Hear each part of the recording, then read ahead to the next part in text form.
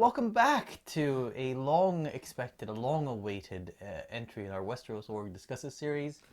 It's been a long Yeah, time since we've last. been a little busy. Just a little bit. It's A been. little distracted, gotten off doing other things, sort of, and just not quite been able to sit down and get the videos done. But now that we've started recording for this season of Game of Thrones as well, we figured we'll have to try and produce a bit for the more sort of general Song of Ice and Fire videos as well. Yeah, and it's going to be.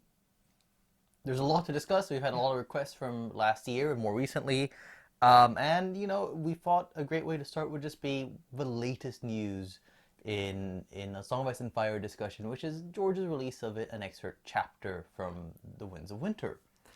Indeed, and it's a chapter titled Mercy, and as soon as the title was released, there was a lot of speculation before the chapter was out on whose chapter it might be, and obviously there's only a few characters so far that have received chapters that aren't named with their regular names, and quite a few people did guess that we were going to be seeing Arya in this chapter. And Yep, so that's exactly who it is. So let's get right into it. So Braavos, what do we learn new about Braavos? A lot of Braavos here. The the crooked city. Everything was crooked. Yeah, we see a little bit more of Arya moving through the city, and especially the sort of obviously the lower class areas, and there's a bit of the sunken city, and seeing the areas around that. And in particular, we'll learn a bit more about mummers in Braavos and the various playhouses that cater to different clientele, from the lower class playhouses where some of the mummers essentially double as prostitutes, at least the female ones, and then you have the upper class ones like the Blue Lantern, where there's a bit more of a finer clientele. But obviously there's a bit of mixing, as we see the gate where Arya is now working with in her new identity as Mercedine or Mercy is obviously fine enough to actually have the Sea Lord visit. Yeah, it is. It is an interesting, But still quite a rowdy place. quite a rowdy place. But it shows sort of. But in Braavos, I wouldn't call it an egalitarian society, but it's definitely a much more egalitarian society than in Westeros. They all started as slaves, obviously, in the past. Far in the past, they were all former, descendants of slaves, and that has sort of held out for the society. It has been something that they have not forgotten, and it certainly informs the sort of the culture that they have. It's obviously inspired by, I presume that even sort of Elizabethan period, you had nobles in the theaters along with. They were there. I mean, they were a bit sequestered from the others in terms of where they were seated, but they were at the same place as the common rabble. Yeah, the groundlings were the common rabble, and they would have finer places to sit and watch. We learned, obviously, the gate stands as sort of a middle place. The ship was the first theater or mummers play theater that we knew of, because in Feast for Crows she spent some time there and she hangs out with some of the mummers, and here we even see them. We see that it's some 20 years ago that the ship was actually first moored there, so it's been around. And the others may be older. Obviously, the Blue Lantern seems to be well established. And we even see some people from when she was in Feast for Crows hanging around the ship. Cosimo the Conjurer, and of course Quills the playwright, who was there to see if he could steal anything from the new play from Fario Farrell. Who, of course, people may remember the name, the last name, Serial Farrell. Is he related? Well, obviously. But how recently? Are they brothers, cousins, distant cousins? We really don't know. I mean, we also meet It would be amusing, of course, to have a first sword who then has a deadly first sword who's got a brother who has the bloodiest quill in all of Braavos, apparently. One slaughters people with his sword and the other with his pen. What else do we have? Well, swords, talking about first swords. We obviously learned that there was the third sword was present. Presumes there's a second sword. Yeah, so what exactly, I mean, does a Sea Lord need at least three duelists? I mean, how does this... I mean, I always took the way he discusses, that Cyril discusses the first sword. The first sword is literally like the personal duelist who will, and I mean, presumably this means that either he is just like a personal bodyguard, And then he basically literally has a group of bodyguards, but ranked in terms of order of like how good they are or Or close how they are, senior they how are. senior they are. Yeah. Oh well, no, not exactly, because Sirio says Veleda's first sword had died, and the Sea Lord had been holding auditions basically and having various Braavos come up to him. So it's not like the second sword automatically moves up. Yeah. It's not really quite that way. It's quite interesting. It's quite interesting that, and I would love to pick George's brain about that in particular. Like, what exactly are we seeing here? Yeah. Because you could see it as a suggestion that they are actually personal duelists. Yeah. For And then how often is the Sea Lord getting challenged to duels? I mean, what's he doing all the time, being challenged to duels? Is it a normal way of settling disputes between nobility? Like, you just like, if you have an issue, you go and challenge the Sea Lord. Yeah. Because suddenly we hear that the nobles themselves aren't getting involved. It's the Braavos that are generally... Of course, I would love to see it as something sort of like Kushner's Riverside, where you have nobility hiring and keeping, swordsmen under their pay just to handle the duels for them. And then there's always... That'd be kind of fun. But we don't really know. No. Other topics. Key holders get mentioned as another group of guests. Now, this is not the first reference to it. They were actually first referenced by Arya in A Piece of Crows, where she mentions all the people who passed by while she's cat up the canals. Yeah. And, she sold cockles to key holders and justiciars in their drab browns. So there's some sort of official position of quite some importance, it seems. The speculation, of course, is that the key holders have to do with the Iron Bank, and someone pointed out to the keeper of the keys in King's Landing, and then part of the Red Keep, they are an official under sort of the Master of Coin, and literally, if you look at the evolution of sort of royal bureaucracies, I mean, all these roles start with being like quite literal. Like the keeper of the keys, there's 4 of them, but I mean, there's a lot of keys in a royal household. Keeping track of the keys. Yeah, the keys to the various chests, and the chests would contain what they contained and so on. So the key holders, of speculation, are people who basically hold keys to the vaults of the Iron Bank, which means that they are officials of the Iron Bank, and the key is their sort of symbol of the proof of being a part of that. The World of Ice and Fire book certainly will illuminate a little bit on that. But that's another interesting thing we learned. And generally, just the attitudes of the Braavosi towards like nobility, and we touched on it with the sort of the groundlings and we have an example from the play where the Sea Lord and the commoners alike will laugh at this mockery of a past Sea Lord because that society just operates that way, which is kind of refreshing when you look at, I mean, if you think about, like, in a Game of Thrones, you've got singers making stories about Robert getting killed by a pig. Yeah. And Joffrey kills the person. True, obviously this is Joffrey, and sorry, he doesn't kill him. He actually says, "I'll take off your fingers." And Joffrey being Joffrey as well. But it's true. I think that Westerosi nobility are more concerned with preserving their standing and the distance to the commoners. Yes. So in this, I think George is really taking inspiration of it from sort of the sort of milieu of a more Renaissance society, of Renaissance England, of Renaissance Italy, places where the boundaries are starting to be broken a bit. Literacy. There's more of a middle class. Of the merchants are more important. Definitely that, and I would also say, I keep wondering, and George never touches on it. I mean, one of the things that kind of went hand in hand with this was the printing press in medieval history, and sort of bills and sort of the first broadsheets and things, where it really helped create a forum for ideas and discussion and revolution in some ways. He hasn't ever mentioned it. I don't know. I would not be shocked if there's printing presses in the Free Cities that they just haven't really made it over. It's not necessary. It's just a thing that kind of popped in my head. Do we print out these plays? Are books collect the plays? Do they actually have some people just copying them down by hand? Or I mean, certainly there are well-known plays that people will quote lines from and things like that. That sort of have entered the common goods of Braavos, so to speak. Yeah. And let's actually now on that topic, let's move on to the play.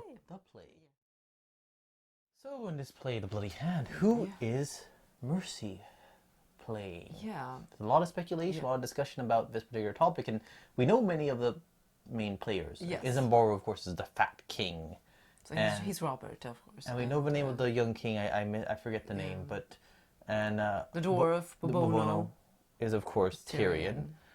And then there's Lady Stork, and now that was what the name there obviously has led to a particular debate because we were like, oh, was a take on Lady Stark, and it's Catelyn, or it's maybe even Sansa. We disagree. I think it's quite clear that her role is quite different. We get a list of various people shouting for mercy to help them with this and that, and one other thing is Diana asked her to help sew up the hem of the gown that Lady Stork is wearing because she stepped on it again and ruined it. And then we have, very shortly thereafter, we have Mercy running around doing all the things people asked her to in that passage.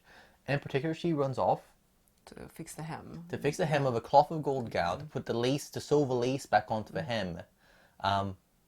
Which And the it's queen, for the queen in the queen- wedding scene. Exactly, the queen in a wedding scene. So I think it's, Lady Stark stepped on the hem of a gown, where Arya is asked to help fix the hem of a gown. And she ends up helping to fix the hem of a gown that the queen will wear. It's pretty clear that Lady Stork is the queen. Yeah.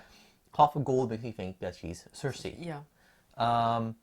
Especially since I think this is the wedding that takes place in the second act, which makes me think that it is Tyrion's and Sansa's wedding, so Marjorie wouldn't be a queen.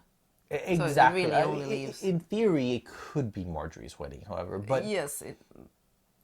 I'm Also, not sure she sounds like possibly a somewhat older actress, not one of the young girls. The other thing for me is that the second act it doesn't feel like the place you would put the central killing of Joffrey and sort of the denouement of all this following that. So I think second act is, In fact, I think that Diana is more likely to be playing Marjorie because she also gets into some gown for a court scene. So that's a good point. It's not unlikely. So who is Mercy? Well, we know that she's going to get raped by Bobono, by Tyrion. And now she only has a couple of lines, this is true. Yeah. She's clearly something of a throwaway bloody rape to please the groundlings. Yes, it seems that Isambard likes to have a dwarf raping some poor young maiden in most of his plays, since the dwarf cites another role where that's his job as well. So that seems to be something that he likes. Obviously, and obviously Forio seems to be happy to oblige, but and the speculation runs. Some say, well, the other thing is Mercy, Arya keeps saying, well, I'm going to be raped and murdered. Yeah. Which is actually another topic of debate, but I'm going to take it that her character is going to be raped and murdered. That's why she only has a few lines. Yeah.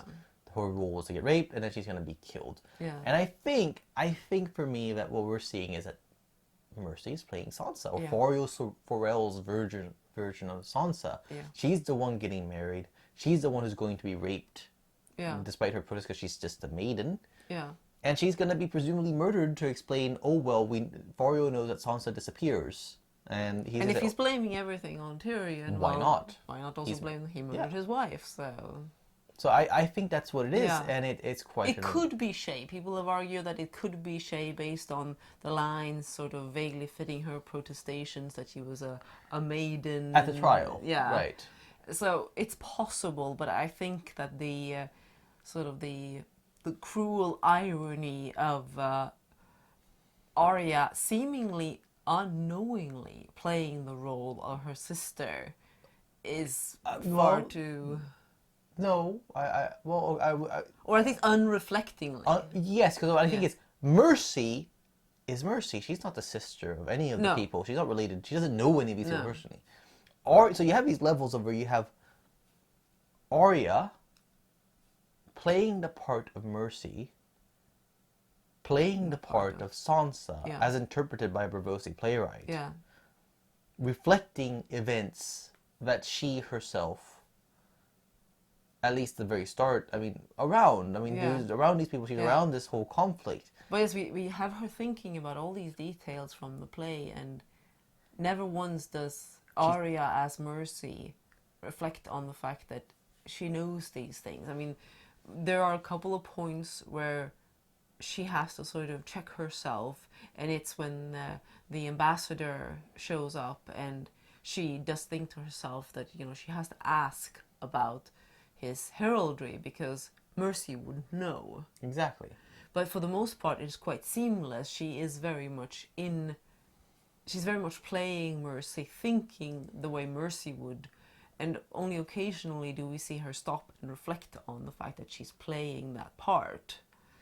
So I don't know whether she's actually able to detach herself so much from it that she doesn't actually realize, or if it's just that it is buried so deep beneath her Mercy persona. Yeah.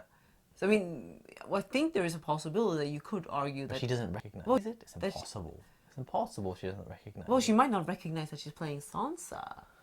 Unless the characters... she probably would have a name, I suppose. Okay, I mean, properly speaking, I suppose, but there's nothing that says that she herself knows that Sansa and Tyrion got married. Obviously, these are events that happen while she's out. I'm trying to recall. It depends on whether the character is named Sansa or not. Yeah, I didn't think of that. I guess we don't, and now it makes me want to go, and I wish I'd looked through Storm of Swords to see if anyone mentions that the king was married. We know that Gregor, you're probably right. I don't she think may she's not aware actually of the... know that. Yeah. That's interesting. So if it's not so named if Sansa, she'd recognized the early events of the play, but then not necessarily that part. But either way, if she knows, she is really able to bury that knowledge under the Mercy persona very much. And it's whether this is typical of how it works when you are a faceless man taking on another identity, that you in fact take on so much of their personality. Yeah, or is it sort of...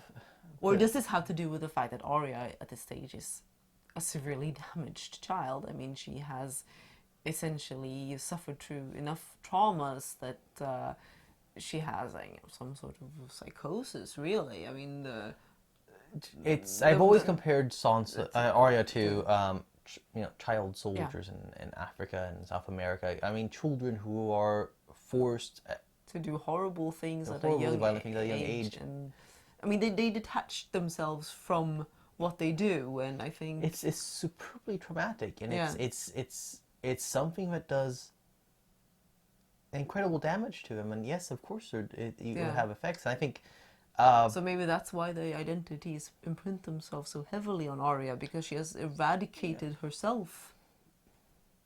Not entirely, of course. No, but I mean, Arya herself is basically just about one thing: killing the people on her list. Everything else of Arya is gone, pretty much, except in her dreams. Her dreams, yeah.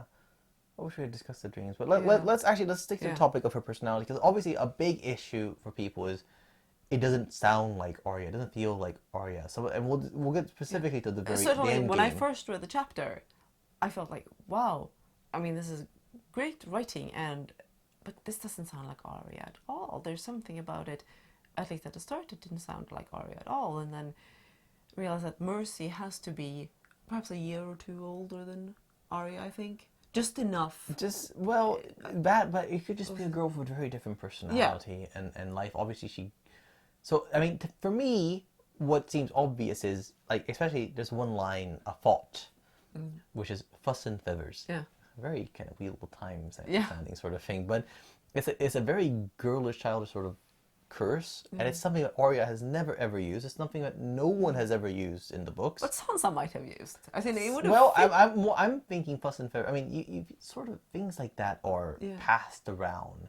You don't just invent them wholesale. No, and I'm saying I'm saying that it's not the sort of thing that Sansa could use. It's more of a Sansa thing. Fine, the it's girl more of a Sansa thing. Yes. is more of a Sansa than an Arya, certainly. Yeah. And because of that, the fact that it doesn't feel like a Westerosi thing. It feels like it must be something in Braavos, and it feels like something that Mercy, the actual Mercy, the person who her face came from, might have said. Yeah. And you think, well, how does that get into her head? And you think, well, in Dance of Dragons, when Arya's first given the face of the ugly little girl, she has initially a sort of traumatic moment of reliving that girl's final moments, basically the beatings that her father, not final moments, but the beatings her father gave her, the trauma that messed her up and led her to seek the solace of death at the House of Black and White. And the kindly man tells her that you might dream. Yeah. But it always said, well, that's all he said. You might have dreams for a while. Yeah. But, is there more of an effect? Especially if you're wearing a face for a long time. Yeah. Do those memories and does the personality start leaking into you a little bit? On the one, it makes the Faceless Men far more effective at what they do when they are in deep cover for a long time. They're not likely to slip up. They're not likely to slip up. They will literally constantly have something of a ghost of the memory of the person writing in their head and making it. Oh gosh, and now you make me think if there's a connection between Faceless Men and warging. Yeah, there's a little bit of a similarity in these concepts, yes? If you think about the sort of retaining personality. Like Boromir with six skins and the whole... Yeah, no, it's absolutely true. And I mean... Is that why Arya is able to take to it? So well. So well. And the kindly man doesn't seem to know about that, about the fact that she could see through the eyes of a cat's and so on. It's fair enough to say that she's probably the first faceless man or who's woman, also a warg. who's also a... Well, let me kick you there. Yes, sorry. Let me give you a kick because... Sorry. Yeah, warg from the show, bad, horrible. Well, she is a warg. Because she is a warg, but she's a skin changer. Because we see that she, Yes. But she starts certainly as a warg because her yes, bonded animal is a wolf. But now she's a skin changer. Yes. Thank you very much. At least I didn't say warging. I did now, but so let's forget about that word. But okay, I think that lends a lot of credence to the idea that her sensitivity to this, her... We also don't know if they generally take them as young. And the age, and also even women. I mean, he says women tend not to do it. They're meant to give life. All of this may result in Arya being a very unusual faceless woman, in that how much of the personalities that she'll take on. Yeah. And then I think also perhaps coupled with the fact that she has eradicated a lot of her own persona. A lot of it has sort of gotten really buried. She's just out for vengeance. That's all that's left of the original Arya. She's trying to bury everything else. Everything else has been stripped away. Well, I keep thinking when we were talking about Elizabethan plays and the antecedents of Richard III, and obviously has Shakespeare, and then you have in the same milieu, in the same rough time period, is the birth of the revenge tragedy. Yeah. Thomas Kidd was the first of them, and what I find interesting, obviously, is I mean, it is. You keep thinking, like, does this sort of hint, does this vague connection, this vague hint at Arya's role and eventual fate? Is her story a revenge tragedy? Well, I certainly don't think it's a comedy. It's certainly not a comedy. No. And I think that's something that a lot of people are struggling with, the idea that Arya's story may not have a happy ending. No. I have a hard time seeing how it can get a resolution, but a happy ending. I mean, that's a lot of the problem with people feeling uncomfortable with the ending of this chapter in general, and the whole thing about Arya's list, in that you want sort of it creates a sensation where you want her to get what she wants, but then you get to the point of where she gets some of that, and you realize that what she wants is to horribly murder people, and each time she horribly murders someone, it should do something terrible to her. And even if she's not showing it, well, the fact that she's not showing it shows how damaged she is, and it's probably sort of piling on more and more of that damage. Yeah. So I think on that note, let's switch back a little bit and go back to the play, or not the play, but who she sees there, what happens, and get to the end game and discuss this in a bit more thoroughly. Yeah. So we have the envoy, we have Sir Harris Swift, who is Kevin's father-in-law, and now Kevin is dead. So the timeline of this is, let's discuss the timeline a little bit. Yeah, because obviously, there's some discussion there. When we have the epilogue to Dance of Dragons, one of the topics is Kevin, like the very night that he's murdered, he's telling him, you have to settle the situation with the Iron Bank. They're, talking to Lasini Bank is trying to get them to kind of guarantee the debt so that they can push the Iron Bank back. And Kevin says, you may have to actually go to Braavos. It may be necessary to do that. And obviously this is what's happened. Yeah. And we have the whole situation with the Clegane's men. At Harrenhal, Jaime picks them up. We learn that he gives them to Red Ronnet Connington. They end up in Maidenpool. one of them ends up murdering a man. Randall Tarley hangs him. Another one's accused of rape. Randall Tarley gelds him. But these are problematic guys. And Kevin is saying, well, hold on, they're soldiers. They know what they're about. Yeah. And we're going to need every sword. When everyone is saying, well, let's send them to the Castle Black. And no. But then he suggests, basically it comes up the idea that guards are needed for Swift and Pycelle. Yeah. Pycelle, fortunately, kind of misses the boat there.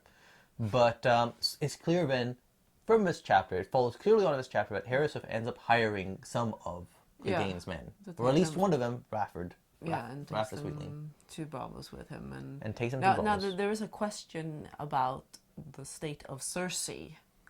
The state of Cersei. When, yes. Because if they get back without the money, and so the Queen will have his head and all of that. Because Harry Swift seems to have lost interest at the moment in going back to Westeros. He seems much happier hanging out with his newfound courtesan in Braavos, the Black Pearl, a descendant of the original Black Pearl, who was the mistress of Aegon IV, the Unworthy. And, well, the guards speculate that he doesn't want to go back because, he's got his courtesan here and his fat wife at home and all of that. And the Queen would want his head. Now, obviously, some take this to mean that actually this chapter, at least, George discusses the history of this chapter in his live journal, so some take to mean that there's a continuity problem as such, that the Queen reference must be from some earlier point, or rather some earlier, but this chapter is sort of, George hasn't quite updated it through the epilogue that he wrote for Dance of Dragons, which left Cersei's fate up in the air. My take, personally, is Swift's other guy is, an older soldier or whatever. And I think he's talking about it in the sense of he's a Westerman. He's a Lannister man. In the optimistic sense that, well, by the time we're back, Cersei will have been cleared, and she'll be in charge of things, and it'll all be right. Rather than all of that being settled before they left Westeros, which Yes. doesn't seem very likely. They were in a haste to get this underway. Then again, Kevin's death... Right after Kevin's death throws into chaos, but I think... I would guess that what will happen is that after Kevin's death, Mace, Tyrell, and company will take more of a charge of things. Yeah, and they'll want to settle the debts and... they'll want to move out Lannister men. Yeah. And they'll send Harris with, idea, great idea, do it now. Yeah.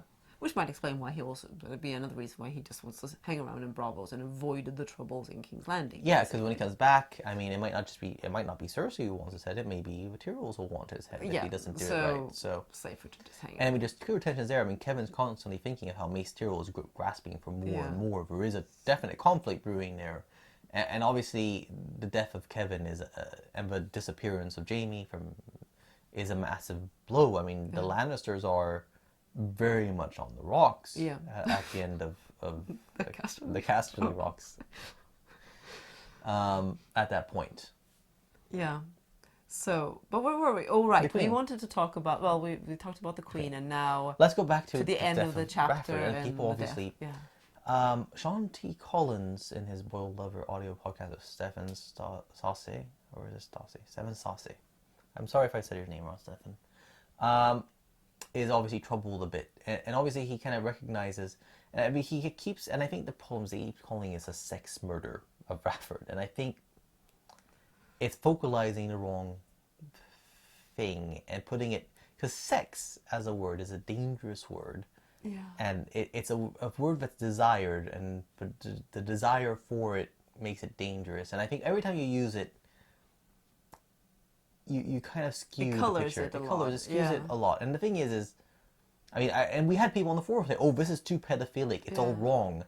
Well, you should feel it's wrong. Everything about Arya setting up to murder anyone, regardless of how she decides to do it, is obviously wrong. This whole thing should make you very uncomfortable, rather than yay, go Arya. And that's the thing, George. And I think George is really deliberately playing with this, everyone loves Arya, right?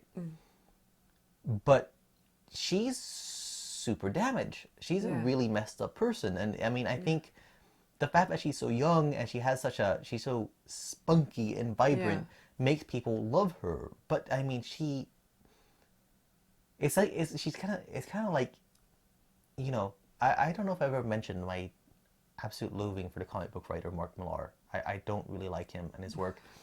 And his Kick-Ass series, which is just, in my mind, horrible. And I don't think it's very redeemable. It's great art. But Hit Girl. Everyone loves Hit Girl. She's so awesome. This is a traumatized girl whose father has brutally kind of forced her into a life of costumed superheroics / violent murder. She's a child. She doesn't have a childhood. It's horrible. Mark Millar plays it for laughs and like, oh, isn't this cute? Isn't she awesome? I mean, if you had this in real life, it'd be absolutely horrific. Now, Child Protection Services would want to speak to the father, I think. You can say, well, it's comics. It's satirical. There is a bit of satire element, but I think Millar leans on that a little too heavily. I don't like him. So you can say, well, it is satirical. You're supposed to kind of. It's not realistic. It's not supposed to. I mean, is the problem here perhaps, or not problem? I mean, George leaves it a lot to the reader. Basically, he puts a lot of trust in the reader to understand that I'm telling you this sort of straight. Yeah. I'm just telling you. You make of it what you will. You interpret this situation, because it's not like he's lingering on any details or trying to in any way make it sexy or glorifying it in any way. It is just telling you the fact that Arya is so damaged by, she's not even reflecting on the fact that she is going to pretend to seduce, as you know. I have to say, I kind of take exception to the use of like, she's being sexy and seducing him. No, I mean... Although she's an 11-year-old girl and Rafford is into that. And like, there's not really a lot of persuasion needed to get him. So I don't really see it as her even playing sexy. It's just she's not playing sexy, but she's basically calculating how do I need to act and what do I need to say to get him to follow me. And I mean, she is being very calculating about it, in the sense that when he outside the play, when he kisses her, and he pushes his tongue into her mouth, and she licks it back with her tongue, because I presume she basically gets picked up from someone. She keeps a lot of seedy company. There's a lot of whores, and they probably discuss things like. So she just does what that seems to be. It's all very completely cold in her mind and all of that, and then just goes along with it, and then completely acting the part of this giggly girl who is pretending that Isambara has told her to give the guests whatever they want. And so the way I look at it is it cool that Rafford dies, and is it cool that it's such a poetic way, kind of recreating his murder of Lamy? It is cool in the sense that in this setting, I mean, it's poetic justice. It's poetic justice. He is a horrible person. He is a person who will rape children, who certainly the children, guard is kind of even the guard. He's kind of like, he's not one of the. He's telling him, like, you're disgusting. As a child, and she lies and claims that she's a maiden, which obviously in Westeros makes a difference. I don't think the guard felt like she looks like a child. So it's clear that there are people who feel that way. Like, if she looks like a child, you really shouldn't be touching them. Yeah. Maidens are loved because they have they are young women. Yeah. And they're in the flower of womanhood. Not that they are, they look like the same as a prepubescent girl. No. So, it is poetic justice, and in that sense, and it is kind of great that he sort of dies in the sense that that's the only justice Westeros is ever going to offer for this sort of man. It's killing him, getting rid of him. But the cost, think of the cost, the toll of trauma, of the horrible thing. Even if she's not showing it right now, because Arya isn't at all showing it, for her it's just... Well, she's showing it by the negation of so much of how she should be as a child. But I mean, she doesn't directly reflect on it. So you might go through it thinking when she's, running away from there, pretty much hopping and skipping. Oh, I have to hurry, or I can't be late for my own rape. Murder, yes. To me, it's a it's cost. absurd and surreal in the way she's so unreflecting on it, and that's what you as a reader have to think about. Like, what does it mean that she can be so completely unmoved by it? Yeah, I mean, I'll just put down, It's scary. It's scary. It's a cost, and that's how I think you have a surface like booyah, badass. Yeah. But a moment's reflection to tell you, wow, that's really, really disturbing. I mean, I've personally found Arya difficult to read for a long while until she got to Braavos and actually started sort of having these other personas that she plays at times. It's actually funny when you mention that, because of course Cat of a Canal is a fun chapter up until we get to after Sam and because I was so disturbed by what a vicious little killer she was in the other chapters. I felt very uncomfortable with Arya, and here it's sort of more. People are going to take exception with the word vicious because it's like she's like, ha ha ha, I get to kill you and you. But on the other hand, the thing is, I saw what a cold-blooded killer she's become. Is the thing? It's not like. Now she smiles at Rafford's death on the other hand. It's not. She kills him in cold blood, but it brings joy in her heart. Yeah, so there is to kill him. There is a vicious element to but another her. thing is like killing off Dory, and there is a. I guess that's fair. And some people vicious they're gonna read like. But I mean, she's made me very uncomfortable. She is very uncomfortable. I was thinking kind of. We look at Cat of Canals. Obviously, she's not wearing a face. It's still Arya. Yeah. It's just. But it's kind of funny to see the progression in her acting. Yeah. Or even the ugly little girl, it's so clearly Arya. Yeah. But I think that has to do with, if we buy the idea that you absorb the personality a little, or it affects her personality, it's a length of time thing as well. She's only the ugly little girl for a brief time. Yeah, here she's been Mercy for a while, it seems. The timeline is quite a question. Yeah. If we think about it, I mean, if this is not her first play, because this is the first time Isambara has given. Well, this is the first. It's not Mercy's first play. No, but I think. Here's the thing about Mercy. How did she... Mercy, here's the thing. Mercy could be a girl dead 20, 30 years. There's nothing to say that they've known Mercy all along. No, this is absolutely true, which means that she has done several plays with them as Mercy. Mercy 20 years ago could have been a mummer at the ship and may have even been a prostitute type, as they say. Yeah. We don't know, but I don't think she showed up and... We know the Faceless Men have influence and contacts. I mean, they're able to put her with Brusco. Not the same as Big Brusco, but Brusco selling cockles and such.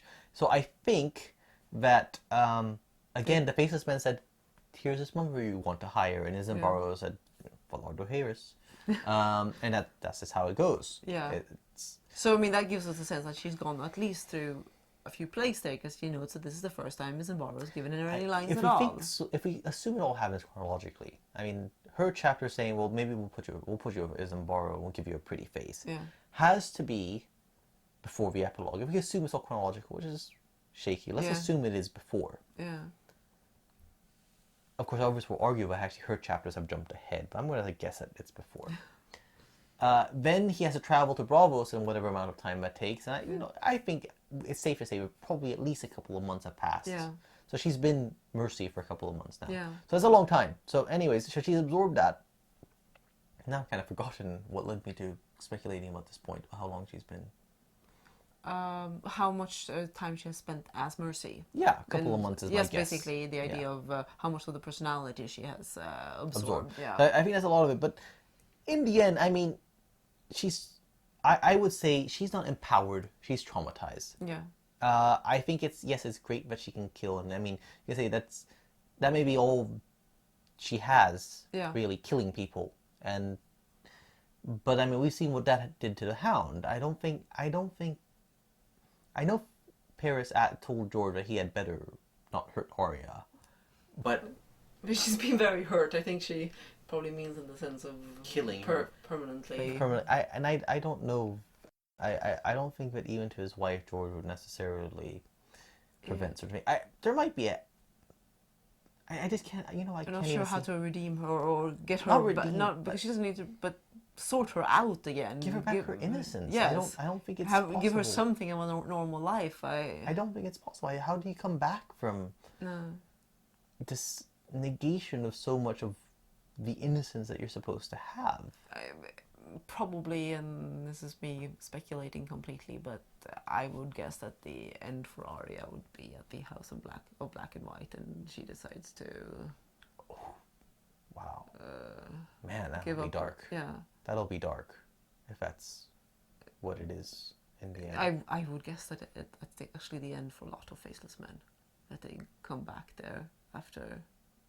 Gosh, that's probably true. Like, you have this death cult. Yeah, I mean, why wouldn't they? They all. I think. Now, she's unusual because, as I said, part of the whole thing is that she keeps saying, "I'm no one, I'm no one." I mean, that's a funny thing. I mean, there is a self-abnegation. That's really funny. But I keep coming to little connections to things in the World of Ice and Fire, and I can't. We'll discuss the World of Ice and Fire in our next video, but interesting. There's some interesting stuff there. In any case, all in all, I mean, we think it's a great chapter, by the way. Obviously, we've now spent, it feels like we're approaching an hour or something talking about this, 45 minutes or something talking about one chapter, and it's a fantastic chapter, I think. No, it was thrilling to the read style of it, the richness of it, and the fact that it works on so many levels because it deliberately plays with sort of this metatextuality of stories commenting on stories, actors playing people, playing actors, playing people. It's just, identity, and I mean that's obviously what George said, that a lot of the chapters that change names are about identity and the loss of identity, and Arya certainly has identity issues. Enough for several characters. Speaking of Kushner, I'd recommend the Privilege of a Sword, which actually has identity and plays as a part of a topic. Actually, it's a random thing. Privilege of a Sword, very different presentation of a woman who's skilled with a sword.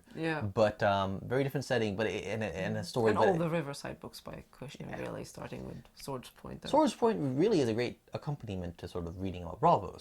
It is a sort of similar milieu and in some ways. So, in any case, great chapter, great fun to read, and I think it says a lot that George. I mean, people say, "Oh, he polishes too much," but I mean, you can see how polishing this chapter a lot has turned it into quite a little piece of story, which works as a self-contained piece, and yet fits so beautifully into, builds on so many things and references so many things, and but in the end, I mean, it's dark. It's like it's not one of the darkest things, but it's among the darkest. It is among the darkest things ever written, because that end is like you want to go. I mean, in the scary thing, I think, is that in Arya's head, it's sort of in a cheerful voice.